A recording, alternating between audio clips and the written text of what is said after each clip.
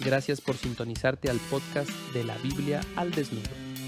Puedes obtener la transcripción de este episodio en los enlaces de la descripción de este video. Recomendamos echar un vistazo si tienes preguntas o dudas acerca de la traducción o redacción en este episodio, ya que difiere del original en inglés. Bienvenido de nuevo al podcast de la Biblia al desnudo. Tenemos 2 capítulos, por lo que probablemente no leeremos todo el material como es nuestra costumbre, pero comencemos con Hechos 18, y este será el relato de Pablo en Corinto. Entonces, comenzando en el versículo 1 del capítulo 18, y dice: Después de esto, Pablo salió de Atenas y fue a Corinto, y se encontró con un judío que se llamaba Aquila, natural del Ponto, quien acababa de llegar de Italia con Priscila, su mujer, pues Claudio había ordenado a todos los judíos que salieran de Roma. Fue a ellos, y como él era del mismo oficio, se quedó con ellos y trabajaban juntos, pues el oficio de ellos era hacer tiendas. Y discutía en la sinagoga todos los días de reposo, y trataba de persuadir a judíos y a griegos. Cuando Silas y Timoteo descendieron de Macedonia, Pablo se dedicaba por completo a la predicación de la palabra, testificando solemnemente a los judíos que Jesús era el Cristo. Pero cuando ellos se le opusieron y blasfemaron, él sacudió sus ropas y les dijo: Vuestra sangre sea sobre vuestras cabezas. Yo soy limpio. Desde ahora me iré a los gentiles.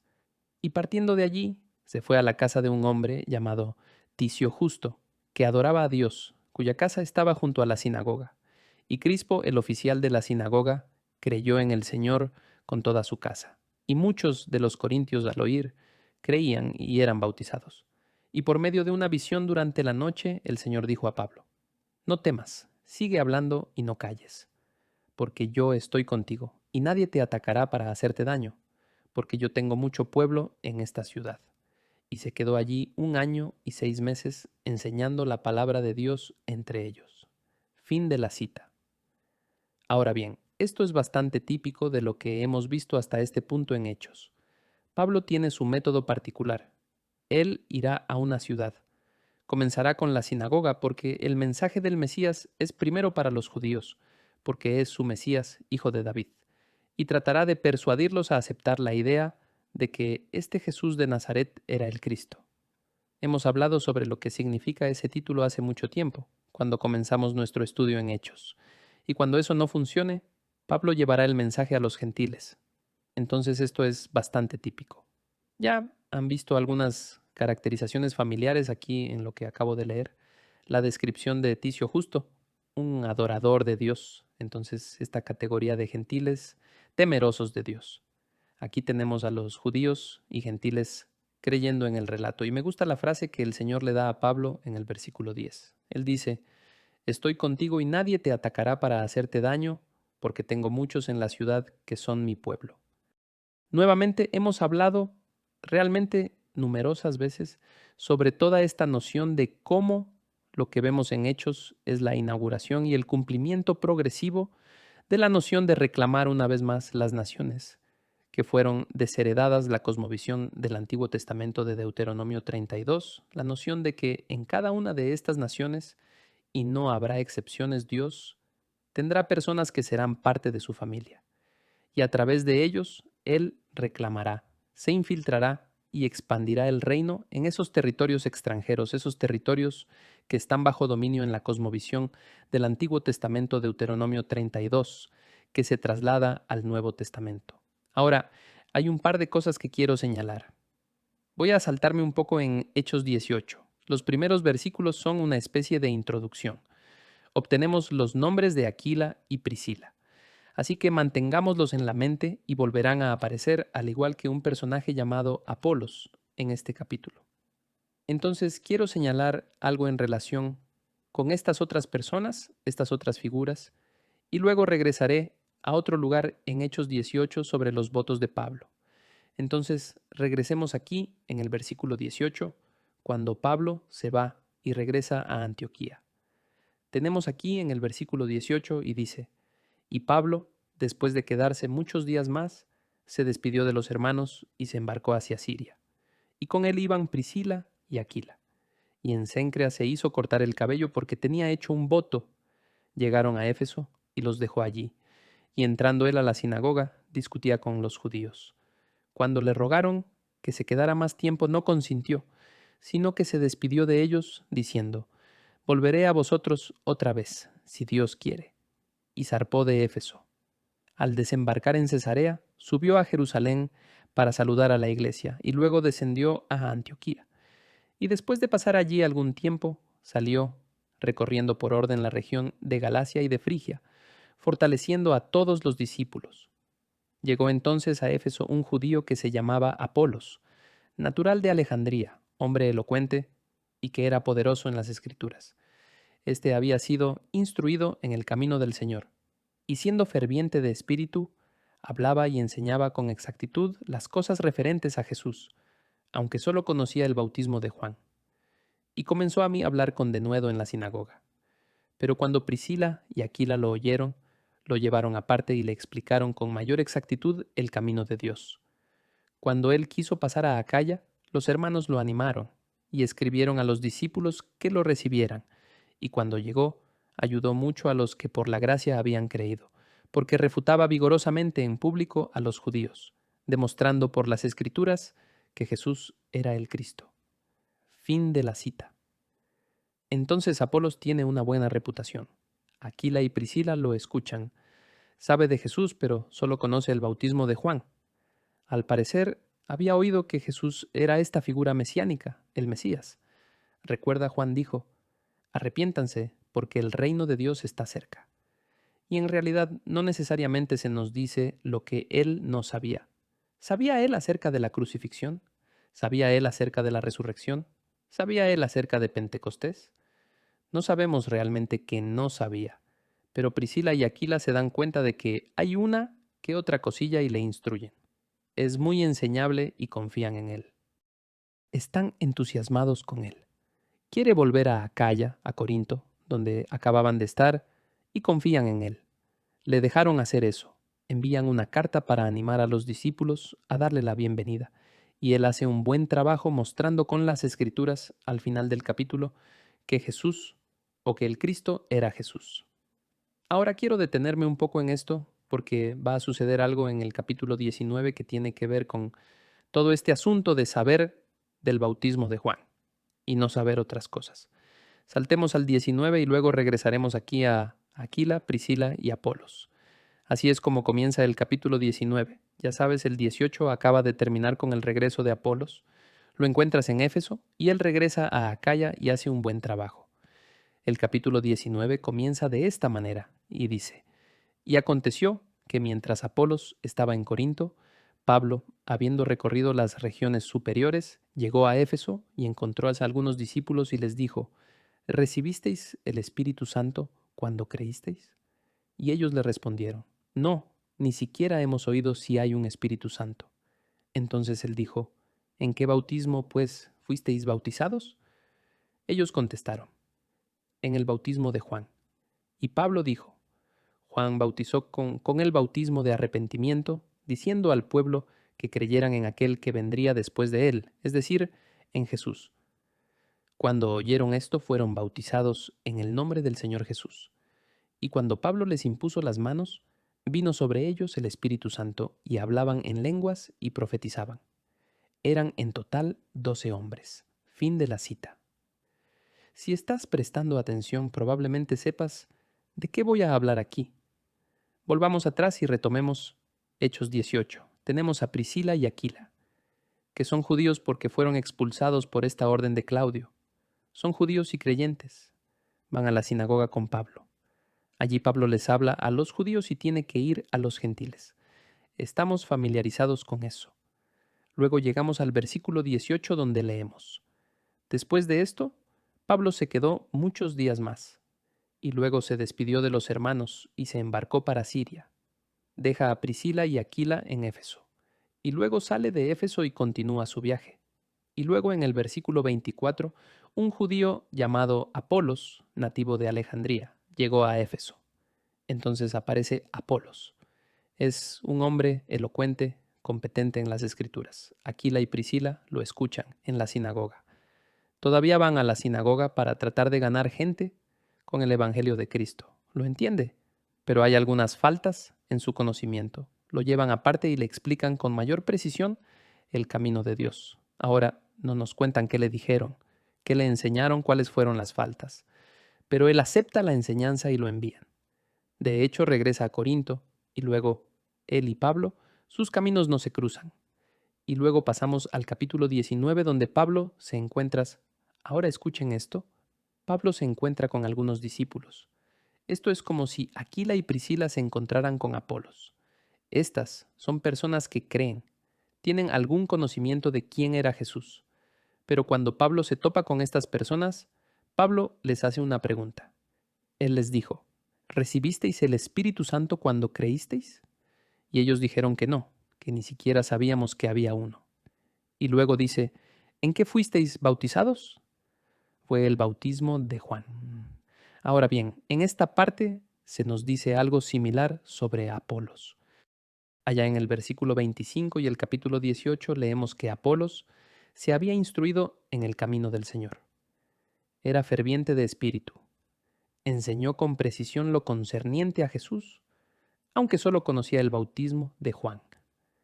Entonces Apolos y estos discípulos aquí están, parece, al mismo nivel teológico. ¿Y qué hace Pablo? Pablo dice que eso es bueno. Es así de bueno que Juan bautizó con el bautismo de arrepentimiento diciéndole al pueblo en quién creer, en aquel que vendría después, es decir, Jesús. De nuevo, Apolos ya sabía algo acerca de Jesús. No se nos dice cuáles eran las faltas en su conocimiento, pero Pablo dice que necesita algo más. Parte de la discusión a lo que surge es que necesitamos ser bautizados en el nombre del Señor Jesús. Y cuando Pablo les impuso las manos, el Espíritu Santo descendió sobre ellos. Entonces la pregunta es el tratamiento de Apolos y estos discípulos en Hechos 19, porque tienes el mismo tipo de situación en el 18 que en el 19. Nuevamente, no se nos dijeron muchos detalles, pero suena similar, si no lo mismo. Pero, ¿por qué obtenemos estas dos descripciones diferentes? Por un lado, Aquila y Priscila aparentemente le enseñan a Apolo algunas cosas que necesita saber sobre Jesús. Una vez más, no se nos dice realmente cuáles eran los detalles, y Pablo va un poco más allá.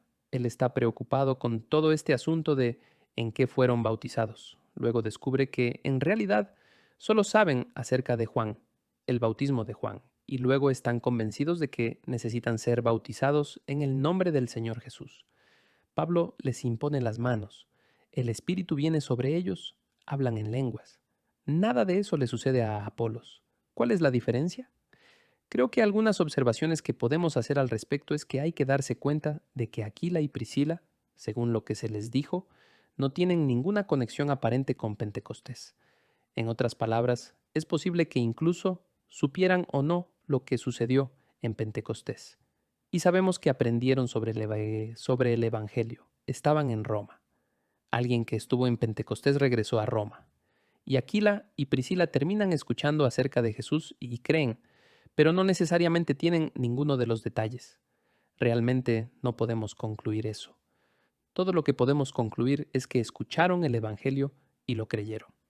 Es algo comprensible que no instruyan a Apolos sobre la venida del Espíritu en Pentecostés, porque realmente no sabemos si lo sabían y ciertamente no lo habían experimentado. Y Lucas, que está escribiendo todo esto, es el autor del libro de los Hechos, tampoco hace ningún comentario relacionado sobre Pentecostés. Hemos visto esto antes, que cuando las personas se encuentran con diferentes discípulos que no conocen directamente, que no creyeron directamente la verdad, existe la necesidad de saber que está bien, lo que estás afirmando es lo que crees, y tu comprensión teológica de quién es Jesús, necesitamos que eso sea validado. Y la forma en que eso se valida es que hay alguna conexión con Pentecostés, y eso es típicamente hablar en lenguas.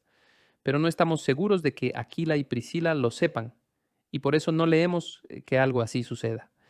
En segundo lugar, Aquila y Priscila tampoco fueron apóstoles. No eran dos de los 12. No tenían autoridad para rebautizar a Apolos en el nombre del Señor Jesús, incluso si sabían que debían hacerlo. Supusimos que lo harían. pero aparentemente no tienen ninguna autoridad para hacerlo. Tampoco tienen autoridad para imponerle las manos e impartirle el don del Espíritu Santo.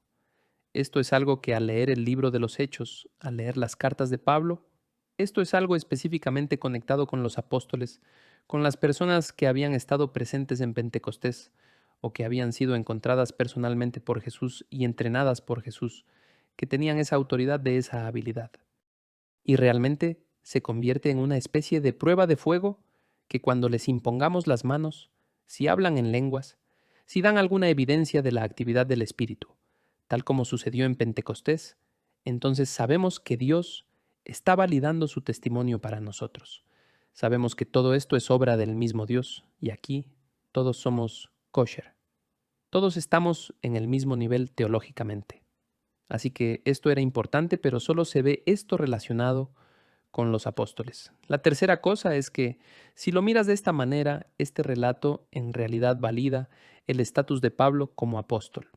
Ahora en el libro de Hechos, piénsalo. Piensa en el terreno que hemos recorrido hasta este punto. Si realmente buscaste algo como el bautismo y el Espíritu en el libro de los Hechos, esta es la primera vez que Pablo es quien, a través del acto del bautismo, hace que el Espíritu Santo venga sobre alguien. Él ha bautizado a personas antes, en el capítulo 18, pero la situación aquí es que ahora no estamos hablando de los conversos que Pablo había ganado. Pablo no necesita que sean validados porque él es quien los guió al Señor. Esta es la primera vez que Pablo se encuentra con otros discípulos y por eso tiene preguntas para ellos. Quiere saber que estamos al mismo nivel teológicamente. Este es el mismo reino de Dios del que estamos hablando. Y él lo necesita conectado con Pentecostés. Y entonces cuando les impone las manos, él y ellos también obtienen esta validación. Esta es la primera vez que Pablo hace algo como esto. Anteriormente en Hechos, esto le sucedió a Pedro varias veces. ¿Sí recuerdan el terreno que hemos cubierto en Hechos? Capítulo 2. Por supuesto, todos hablan en lenguas. Hechos 8:14 al 24. Hechos 10 con Cornelio. Pedro 3 veces tiene esta situación donde a través de un evento de bautismo hay una manifestación de Pentecostés y valida los testimonios de las personas con las que se encuentran. Aquí tenemos a Pablo haciendo esto y entonces Pablo esencialmente hace lo que hizo Pedro. Básicamente Pablo tiene el mismo estatus para hacer estas preguntas y poner las manos sobre esta persona y obtener la validación, la señal de Pentecostés de que son reales y que es el mismo evangelio. Dado que Pablo puede hacer esto, lo vincula con lo que Pedro pudo hacer y por lo tanto, por extensión, valida el estatus de Pablo como apóstol. Ahora, Lucas no usa esto para dejar claro ese punto. Solo estoy señalando que si observas el patrón, alguien que lea esto fácilmente sacará esa conclusión. Pablo había bautizado a personas antes. Hechos 16, el carcelero de Filipos. Y Hechos 18, aquí como acabamos de leer. Esta es la primera vez que se encuentra en esta situación, encontrándose con alguien que dice, sí, somos creyentes. Entonces esto ayuda a validar su testimonio, porque crea este vínculo con Pentecostés. Es realmente importante, por eso, en ciertas escenas de Hechos y también en las epístolas, no siempre se hace el mismo tipo de descripción. Las circunstancias son un poco diferentes y hay una razón para ello. Hay una razón para los signos de Pentecostés. No es de que ahora estoy feliz en Jesús, así que voy a hablar en lenguas. No, en Hechos y las epístolas, esto fue algo que tomó tu testimonio y tu experiencia, tu reclamo de fe, lo hizo bien. Regresamos a la fuente y ese fue el Espíritu que vino en Pentecostés. ¿Quién era el Espíritu prometido en respuesta a ciertas profecías del Antiguo Testamento sobre la venida del Espíritu y la venida del reino y todo esto y lo que Jesús había dicho que sucedería? Estas son conexiones teológicas importantes que los apóstoles están experimentando, que Lucas incluye en el relato, por lo que supondríamos que si Pablo hubiera conocido a Apolos, habría hecho lo mismo. Aquila y Priscila realmente no se encuentran en este estado, puede que lo supieran o no. Pero podríamos suponer que si Pablo se hubiera cruzado con Apolos y Apolos dijera, oye, yo también soy creyente, habría hecho la misma pregunta. Le habría impuesto las manos y habría hecho lo mismo, porque es el mismo patrón. Es el patrón con Pedro y ahora lo vemos aquí con Pablo. Más tarde Pablo comenta sobre Apolos, acepta su testimonio. Por lo que aparentemente en algún momento Pablo obtuvo su verificación o quedó satisfecho a través del testimonio de otros. Que sí, este tipo está predicando el mismo evangelio. Y así sucesivamente. No vemos la escena en la que realmente se encuentran de esta manera en Hechos, pero Pablo se entera más tarde de quién es este hombre y alude a él en las epístolas. Volvamos a Hechos 18 y volviendo al versículo 18 de ese capítulo, lo leeré de nuevo y dice, y Pablo, después de quedarse muchos días más, se despidió de los hermanos y se embarcó hacia Siria. Y con él iban Priscila y Aquila. Y en Cencrea se hizo cortar el cabello porque tenía hecho un voto.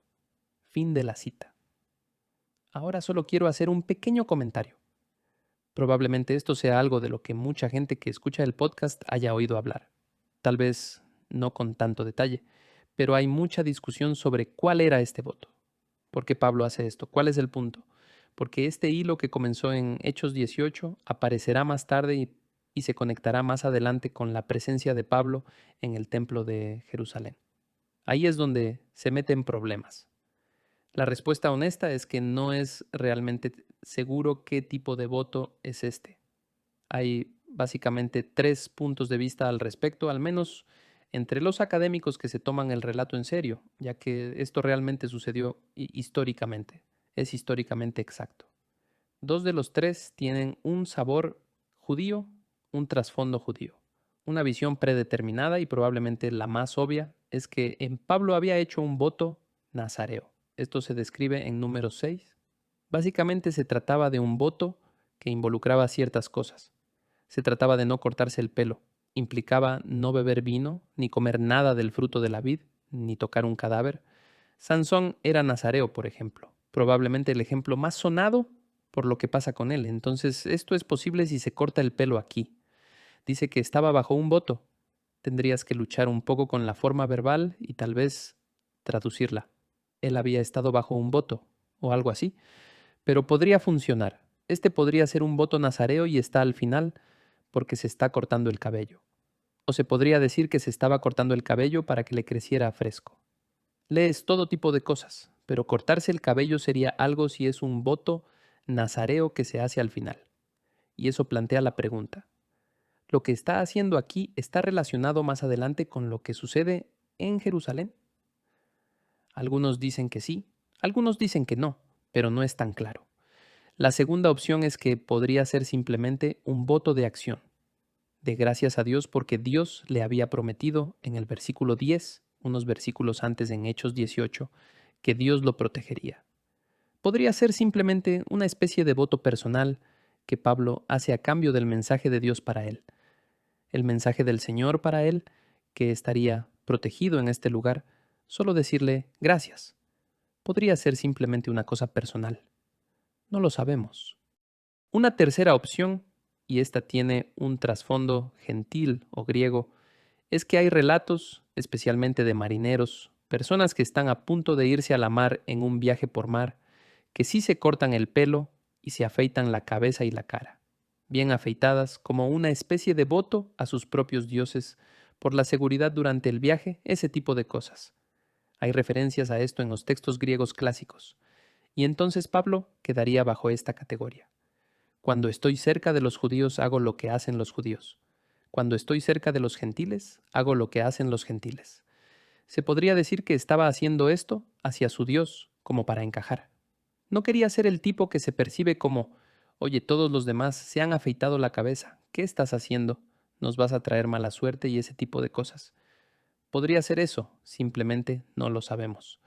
Yo diría que creo que hay una especie de conexión más adelante, cuando Pablo llega a Jerusalén y al templo.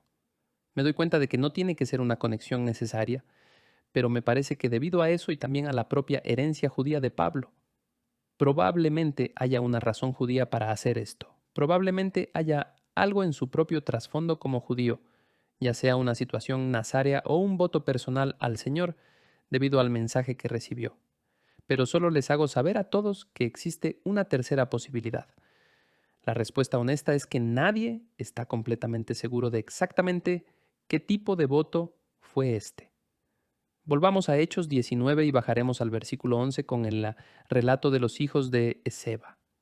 En el versículo 11 leemos: Y Dios hacía milagros extraordinarios por mano de Pablo, de tal manera que incluso llevaban pañuelos o delantales de su cuerpo a los enfermos, y las enfermedades los dejaban, y los malos espíritus se iban de ellos. Pero también algunos de los judíos, exorcistas ambulantes, trataron de invocar el nombre del Señor Jesús sobre los que tenían espíritus malos, diciendo: Os ordeno por Jesús, a quien Pablo predica. Y 7 hijos de un tal Esceva, uno de los principales sacerdotes judíos, eran los que hacían esto. Pero el espíritu malo respondió y les dijo: A Jesús conozco, y sé quién es Pablo, pero vosotros, ¿quiénes sois? Y el hombre en quien estaba el espíritu malo se lanzó sobre ellos y los dominó, y pudo más que ellos, de manera que huyeron de aquella casa desnudos y heridos. Y supieron esto todos los habitantes de Éfeso, tanto judíos como griegos. Y el temor se apoderó de todos ellos, y el nombre del Señor Jesús era exaltado. También muchos de los que habían creído continuaban viniendo, confesando y declarando las cosas que practicaban. Y muchos de los que practicaban la magia, juntando sus libros, los quemaban a la vista de todos. Calcularon su precio y hallaron que llegaba a 50,000 piezas de plata. Así crecía poderosamente y prevalecía la palabra del Señor. Fin de la cita. Ahora solo algunos comentarios sobre este tipo de episodio extraño. Es extraño seguir la forma en que algunas traducciones tiene esto, al menos por ahora. Es extraño que un principal sacerdote judío tuviera el nombre de Esceva. No es un nombre hebreo ni nada por el estilo. También tienen que preguntarse qué está haciendo un principal sacerdote judío, un sumo sacerdote, en la provincia romana aquí en Asia, o lo que se llamaba Asia en ese momento, Éfeso. Ese es simplemente un lugar extraño para encontrar al sumo sacerdote judío. ¿Qué está haciendo allí? Y los estudiosos se han preguntado sobre esto porque es simplemente extraño. El verdadero problema es que hay registros de quiénes eran los sumos sacerdotes en este periodo de tiempo en particular. De modo que los nombres de los sumos sacerdotes entre los judíos, al menos 28 de ellos, se conocen desde Herodes el Grande hasta la primera revuelta macabea. Y el nombre de este tipo no está en la lista de Seba, entonces inmediatamente hay un problema ahí. Probablemente se trate de un problema de traducción. Puede ser que el término aquí, el término griego sea archiereus, no debería traducirse como sumo sacerdote, sino algo así como sacerdote en jefe. En otras palabras, un miembro de una familia sacerdotal que tenía cierta estatura como importante, tal vez la misma familia de la que fue tomado el sumo sacerdote, pero no el sumo sacerdote. Él es simplemente un sacerdote en jefe. Y este término en realidad se usa de esa manera en Hechos 4:23. Entonces hay un precedente del Nuevo Testamento para eso. Y eso es probablemente la mejor manera de tomar ese término aquí, porque este tipo no es conocido entre los sumos sacerdotes, al menos en los textos antiguos, el pase de lista, por así decirlo, para este periodo. Entonces esa es una manera de resolver ese problema. Hay otra posibilidad interesante aquí, y voy a citar al padre Fitzmere, Joseph Fitzmere, aquí en su comentario de Anchor Bible, quien simplemente especula. Esto es solo una especulación. No lo sabemos con certeza, pero nuevamente es algo interesante. Él escribe que archiereus también se usó en el mundo del Mediterráneo oriental, por lo que es parte del mundo en el que estamos en un sentido completamente diferente al de sumo sacerdote o sacerdote en jefe. Augusto, que era el emperador, aunque no le gustaba el culto al gobernante del Imperio Oriental, toleró que el templo fuera dirigido en la provincia de Asia a Roma y Augusto.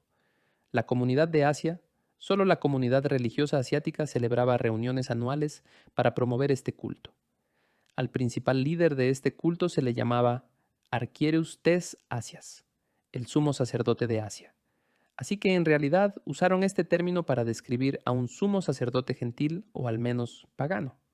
Ahora aquí en Hechos 19 tenemos este archiereus llamado judío, Así que aquí está la posibilidad sobre la que Fitzmayer especula.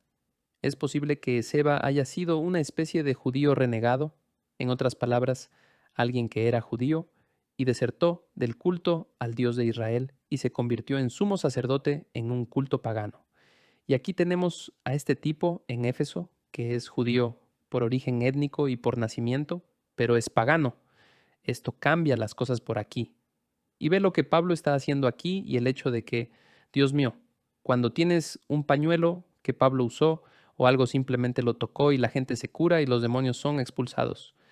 Y entonces él y sus colegas, personas que estaban de su lado, religiosamente hablando, comenzaron a tratar de usar el nombre de Jesús como parte de sus propios rituales, parte de sus propias cosas mágicas que estaban haciendo. Una vez más, la ironía aquí podría ser, nuevamente Fitzmyer es muy claro que está especulando, que hay judíos, un judío que es un sumo sacerdote y otros exorcistas judíos que están usando rituales paganos y magia pagana, creencias paganas, teología pagana, para intentar expulsar demonios, y aquí simplemente agregan el nombre de Jesús a la mezcla. Porque si lees mucho sobre literatura oculta, saber el nombre de la deidad o la cosa divina con la que estás hablando es muy importante, porque la creencia era que si conocías el nombre, entonces podías ejercer poder sobre la entidad.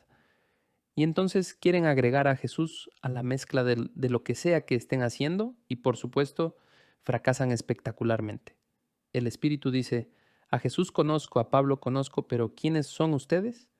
Y les dan una buena paliza. Entonces podría darse una situación en la que las cosas se inviertan. Tienes a un judío que debería haber escuchado lo que dijo Pablo y haber entendido que Pablo afirma que este Jesús es el Cristo, el Mesías, y mira la prueba. Pero en cambio, quieren agregar esto a su caja de herramientas pagana, y pagan el precio por ello. Ahora el mensaje a la comunidad es probablemente el motivo por el que este relato está aquí. La narración muestra que algunos suponían que tal vez lo que Pablo estaba haciendo era mediante técnicas mágicas. Simón recuerda anteriormente en el libro de los Hechos cuando nos encontramos con Simón, y Simón ve el don del Espíritu Santo y quiere pagar para tener esta habilidad, y Pedro lo reprende, y así sucesivamente. Algunos todavía podrían pensar que se trata de técnicas mágicas, encantamientos, rituales o lo que sea. Pero la lección para las personas que son convertidas, versículos 19 y 20, algunos de los que practican artes mágicas y que habían llegado a creer en Jesús, el mensaje para ellos fue que el poder del Espíritu Santo no debía mezclarse con magia o prácticas ocultas. La respuesta correcta es deshacerse de esas cosas, rechazarlas. No trates a Jesús como algo que va en tu caja de herramientas o esta es una declaración anacrónica porque no tienen un Nuevo Testamento. Pero no voy a ir a buscar mi Nuevo Testamento y ponerlo al lado de mis libros de ocultismo en mi estantería. Y ahora soy espiritual. Ahora estoy agregando a Jesús a las cosas en las que creo con los dioses que adoro o algo así. Vemos gente hacer esto incluso en el mundo actual. Son inclusivos. Piensan que Jesús es solo una entre docenas de otras cosas en las que se puede creer, y por eso queremos cubrir todas nuestras bases, y por eso lo agregaremos al cuadro. Ponlos en la estantería. De que solo queremos asegurarnos de que estamos a salvo en el mundo sobrenatural, por eso lo incluimos, no lo rechazaremos. Y la cuenta aquí muestra que, oye, la respuesta correcta es simplemente deshacerse de todo lo demás. Simplemente deshazte de él. Rechacen esas cosas. Y, por eso, hacen la fogata. Queman estos libros que trae la gente. ¿Te das cuenta de que los apóstoles no dicen, oye, todos saquen sus libros ahora y quememos un libro? Lo hacen en respuesta a lo que habían visto y en respuesta a esta historia. Lo entienden muy claramente. Esto es diferente. Este Jesús, a quien Pablo ha estado predicando y lo hemos visto hacer cosas milagrosas en el nombre de este Jesús. Esto no es simplemente algo más que dejamos en el estante. Este no es un capítulo nuevo en nuestro pequeño arsenal ritual oculto. Esto no es simplemente algo más que agregamos a nuestro sistema de creencias. Es esto o nada de lo anterior. Y sacan sus libros y los queman. Jesús no puede coexistir con estas cosas. Y creo que el relato presenta esa lección con bastante claridad. Una última cosa en Hechos 19. Debemos decir algo sobre el motín en Éfeso. No voy a leer todo el relato. Es bastante familiar. Leeré el comienzo y dice: Pasadas estas cosas, Pablo decidió en el espíritu ir a Jerusalén, después de recorrer Macedonia y Acaya, diciendo: Después que haya estado allí, debo visitar también Roma. Y habiendo enviado a Macedonia a 2 de sus ayudantes, Timoteo y Erasto, él se quedó en Asia por algún tiempo. Por aquel tiempo se produjo un alboroto no pequeño por motivo del camino, porque cierto platero que se llamaba Demetrio, que labraba templecillos de plata de Diana y producía no pocas ganancias a los artífices, reunió a estos junto con los obreros de oficios semejantes y dijo: Compañeros, sabéis que nuestra prosperidad depende de este comercio. Y veis y oís que no solo en Éfeso, sino en casi toda Asia, este Pablo ha persuadido a una gran cantidad de gente y la ha apartado, diciendo que los dioses hechos con las manos no son dioses verdaderos. Y no solo corremos el peligro de que nuestro oficio caiga en descrédito, sino también de que el templo de la gran diosa Diana se considere sin valor, y que ella, a quien adora toda Asia y el mundo entero, sea despojada de su grandeza. Fin de la cita. Por supuesto, eso provoca un disturbio. A Pablo se le prohíbe que entre al estadio donde todos están reunidos. Y finalmente, después de unas horas, se calma todo y sabemos el resto de la historia. Pero creo que deberíamos decir un poco sobre Diana y esta afirmación sobre los dioses hechos con manos. Si lees algo sobre Diana, sabrás que hay más de una. Así que no sabes realmente de qué fase de la religión de Artemus estamos hablando o incluso de qué Diana estamos hablando. Así que voy a citar otra fuente. Este es el comentario de Ciencias Sociales, el libro de Hechos de Bruce Mayona. El primer nombre se me escapa al menos en este momento. Dicen que a los eruditos modernos les gusta señalar que el culto a Diana en Éfeso era sincretista, ya que esta diosa tenía poco en común con la Diana de la religión griega antigua. Así que hay al menos 2 de las que están hablando aquí. Estaba fusionada con la sibila Frigia Mayor o con la fenicia Astarte. Podría resultarte más familiar a Ishtar. Todas esas sutilezas históricas no preocupaban a sus devotos del primer siglo. A la gente no le importaba. El templo en Éfeso, el Artemisio, era una de las 7 maravillas del mundo antiguo, así que aquí es donde está Pablo, en este lugar. Comenzó en el siglo VIII a.C., se amplió alrededor del 550 a.C., pero se quemó la noche en que nació Alejandro Magno en el 356 a.C., y su reemplazo se inició en el 350 a.C., y ese será el lugar en el que se encontrará Pablo. Dado que la religión del mundo antiguo como institución social estaba integrada en el parentesco, y la política, la predicación de Pablo que disminuía la importancia de Diana y su templo fue vista como un acto político, un desafío a la religión política. La religión civil es lo que diríamos hoy. Además, dado que la economía tampoco era una institución social independiente como lo es hoy, sino que estaba igualmente inmersa en el parentesco y la política, el agravio de Demetrio y sus compañeros artesanos contra Pablo se refería a la vida doméstica, económica y al daño a la economía política. Fin de la cita. No podían tolerarlo. El problema de Demetrio, por supuesto, fue el efecto de las enseñanzas de Pablo entre los adoradores israelitas helenísticos asimilados que abandonaron a Diana para regresar a la fidelidad del Dios de Israel y del Mesías de Israel, Jesús. Entonces tienen un gran problema. Esas personas ya ni siquiera están en el templo. Y nuevamente, conocemos la historia, inician un motín. Pablo no resultó herido en la situación, es apartado de la gente y es algo interesante. En el versículo 30, cuando se reúnen en el teatro, empiezan a gritar: Grande es Diana de los Efesios, o una nueva traducción podría decir: Grande es Artemisa de los Efesios. Diana es el nombre romano de la misma diosa. El versículo 30 dice, y cito: Cuando Pablo quiso ir a la asamblea, los discípulos no se lo permitieron. También algunos de los asiarcas, otro término que se refiere a los sacerdotes, figuras religiosas que probablemente eran paganos. No se nos dice si fueron ganados para el Evangelio. Lo más probable es que sí. Están tratando de retener a Pablo. Están tratando de protegerlo, que eran amigos de Pablo.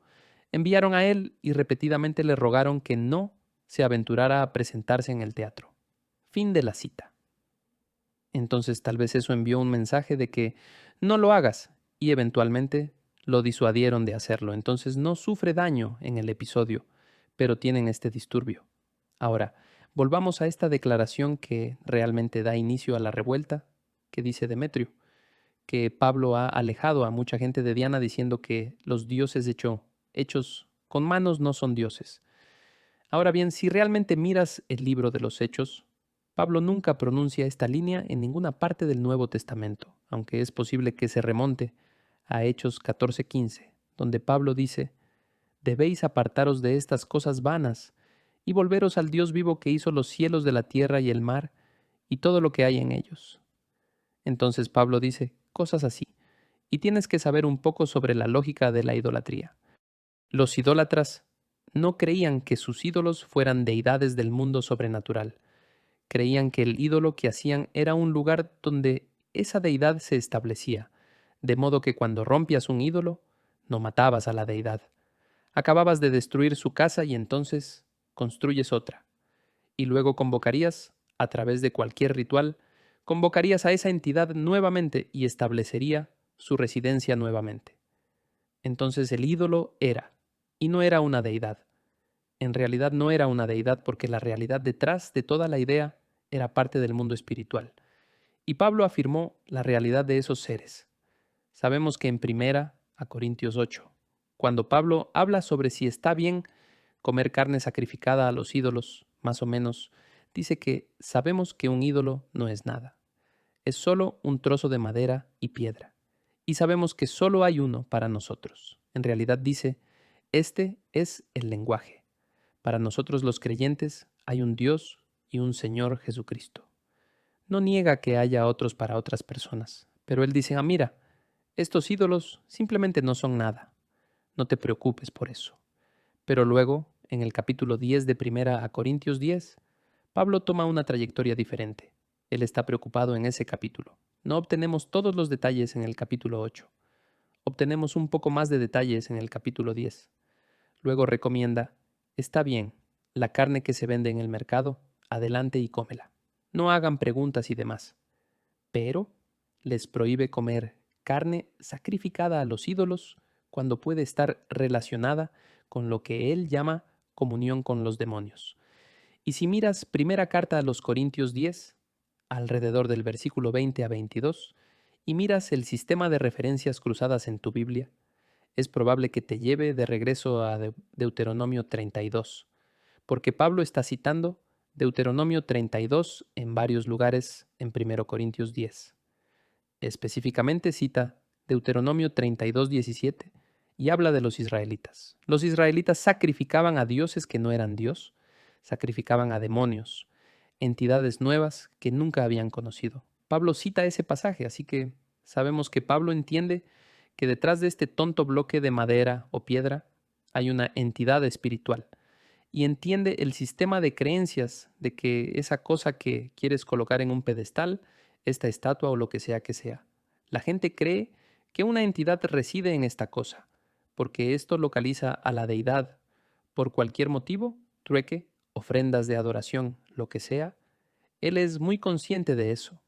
Pero aquí Pablo, allá en Hechos 19, mira en lo que se enfocan. Oye, este Pablo está diciendo que los dioses hechos con manos no son dioses en absoluto.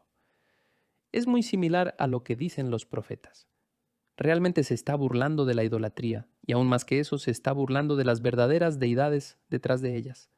Porque si esto se refiere de alguna manera a Hechos 14:15, déjame leerte nuevamente donde Pablo dice, debéis convertiros de estas cosas vanas, de estas cosas inútiles, al Dios vivo, que hizo los cielos y la tierra y el mar, y todo lo que hay en ellos.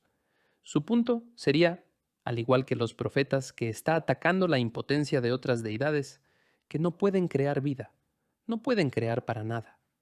De hecho, ellos mismos dependen de que se creen objetos para ellos para ser considerados poderosos. Es un verdadero golpe en el ojo. Es un comentario realmente desdeñoso. ¿Por qué adoráis estas cosas vanas? Es necesario adorar al Dios vivo que hizo los cielos y la tierra y el mar y todo lo que hay en ellos. En cambio, estás adorando a alguna entidad que necesita que le hagas una pequeña estatua para que puedas identificarte con ella o tener alguna relación o trueque con ella o lo que sea. Ni siquiera son lo suficientemente poderosos para actuar en su propio nombre. No tienen el tipo de demostración de poder que tiene el Dios de Israel, el Dios que hizo los cielos y la tierra y todo lo que hay en el mar. Entonces es una verdadera bofetada en la cara y Demetrio y todos los demás aquí tienen todo el derecho a estar indignados por esto porque las implicaciones son tan algo obvio. Otra cosa acerca de Diana es que en este capítulo hay una especie de declaración desechable aquí que dice en el versículo 35 y dice, entonces el secretario, después de calmar a la multitud, dijo, ciudadanos de Éfeso, ¿hay acaso algún hombre que no sepa que la ciudad de los Efesios es guardiana del templo de la gran Diana y de la imagen que descendió del cielo? Puesto que estos hechos son innegables, debéis guardar calma y no hacer nada precipitadamente. Fin de la cita. Así que es interesante que Pablo diga que estos dioses, Diana, sea quien sea que estés adorando, no pueden crear nada, no son del cielo, no son de origen divino. Mientras que este funcionario municipal, que por supuesto es un adorador de Diana, intenta afirmar y se basa en la afirmación de que nuestra estatua, tal vez la piedra o lo que sea de lo que fue hecha, cayó del cielo así que debe ser divina, debe tener un origen divino. Esto es lo que creían. Entonces esto sucede en muchos casos en los que un meteorito o algo así cae del cielo. Y bueno, debe ser de los dioses porque vino de allá arriba. No vivimos allí, ahí es donde viven los dioses, vivimos aquí abajo. Y entonces esto es de origen divino y por eso se convierte en un talismán, se convierte en un objeto fetiche. Así que no estamos muy seguros, ni los historiadores tampoco, de qué estaba hecha la estatua de Artemisa. De hecho, hay textos posteriores en el siglo II donde, a falta de un término mejor, desacreditan libros escritos por cristianos que andan por ahí. Y de hecho, entrevistan a personas que hicieron estatuas de deidades y hablan sobre estas afirmaciones. Y la estatua de Diana es en realidad una de ellas. Y el libro del siglo II es un libro antiguo. Entró en detalles de que realmente no era piedra, era madera. No vino del cielo, ellos la hicieron. De hecho, incluso en aquel entonces había una especie de literatura desacreditadora. Pero sea como sea, Pablo está diciendo, mira, la verdadera prueba de si este objeto es de origen divino es si puede hacer algo. ¿Puede hacer algo? Mi Dios es el Dios que creó el cielo y la tierra y el mar y todo lo que hay en él. Si no creen que hay poder en ese Dios y en su Hijo que envió, que era el Mesías, que era el Cristo, pues ¿cómo explican el hecho de que yo tenga poder para sanar en su nombre? Y no es solo un encantamiento mágico. No voy a tirar polvo mágico al fuego y susurrar tonterías. No haré nada de eso, porque acaban de ver aquí en su propia ciudad, aquí en Éfeso, vieron a pocas personas tratando de invocar el nombre de Jesús, como si estuvieran invocando todos estos otros nombres, y les dieron una paliza. Esta deidad, este Dios, este Señor no tiene rival. No es solo una herramienta más en la caja de herramientas. No va a coexistir con estos otros lacayos, estos pretendientes. Y entonces, estoy parafraseando. Esencialmente esto es lo que Pablo estaba comunicando a través de lo que estaba predicando y a través de lo que Lucas estaba comunicando a través de los episodios que selecciona, de lo que sucedió mientras estaban en Éfeso, para hacer puntos teológicos deliberados muy distintos. Oye, todo se reduce a qué entidad realmente tiene poder y cuál no. Esto debería ser una especie de prueba de fuego que te haría decidir abandonar uno y elegir el otro. En lugar de intentar combinarlos, esta no es una teología heterogénea. Aceptas la que es verdad y rechazas lo que no es. Este es el mensaje de Hechos. Es el mensaje de gran parte de lo que hace Pablo y tiene un impacto real en lo que está sucediendo. Última nota, es interesante que en una carta a la iglesia de los Efesios en el libro de Apocalipsis, recuerden las cartas a las iglesias. La iglesia de Éfeso es una de ellas. La iglesia de Éfeso es elogiada por no haber sucumbido a la doctrina de los Nicolaitas en Apocalipsis 2:6, que sostenía que a los cristianos se les permitía comer carne sacrificada a los ídolos, desde el mismo pasaje, Apocalipsis 2, 14 a 15. Entonces la gente que está en Éfeso, los cristianos que están en Éfeso, tienen mucho cuidado de desconectarse de Diana y de cualquier otra deidad extranjera en su adoración a Jesús, en su fe. No cruzan esta línea. No se comprometen al negarse a participar en todo ese tipo de cosas. Basta con mirar el motín aquí en Hechos 19. Eso no habría sido fácil de hacer para esa iglesia. Saben que habrá recompensa, saben que habrá problemas, saben que habrá persecución, saben que habrá dificultades, pero se apegaron a ello y son elogiados en el libro de Apocalipsis, décadas después, cuando se escribe ese libro en el que no hicieron concesiones. No sucumbieron a hacer esto. Así que es solo una interesante nota a pie de página sobre su historia. Se apegaron a ello y no dudaron en determinar quién era el Dios con poder y quiénes los imitadores.